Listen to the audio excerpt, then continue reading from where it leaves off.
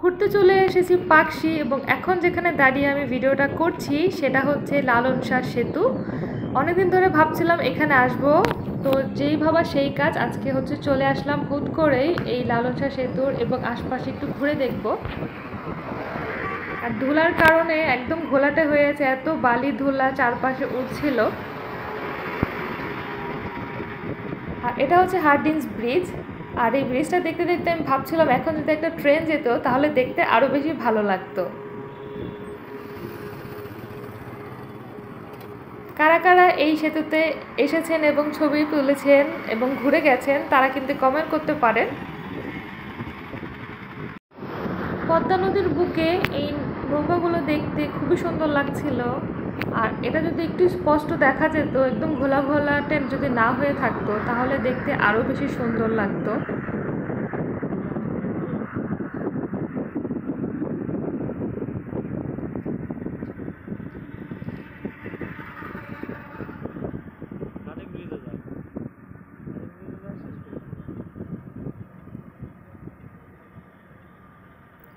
আর বলতে না বলতে আমার ইচ্ছেটা পূরণ হয়ে গেল। এইখানে সেতুতে দাঁড়িয়ে আমি দেখছি ট্রেন যাচ্ছে, ভালোই লাগছিল দেখতে একটা ট্রেনের শব্দ।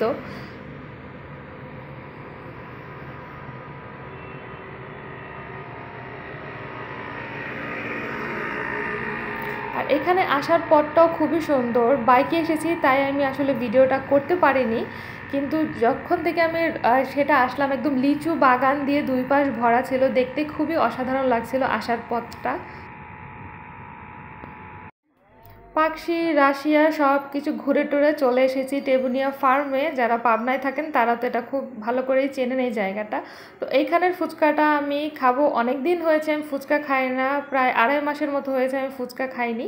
তো ভাবলাম আজকে যেহেতু আমার ফুচকা খেতে ইচ্ছা করছে আমি ফুচকা খাবই। তো এখানের ফুচকাটা মোটামুটি ভালোই আছে তাই আমি নিয়ে নিলাম। এই যে এটা হচ্ছে ফুচকা, আর এই ফুচকার দামটা হচ্ছে 60 টাকা, যেখানে আপনাকে 14 পিস ফুচকা দিবে এবং আজকের ফুচকাটা ভালোই ছিল বলা যায়।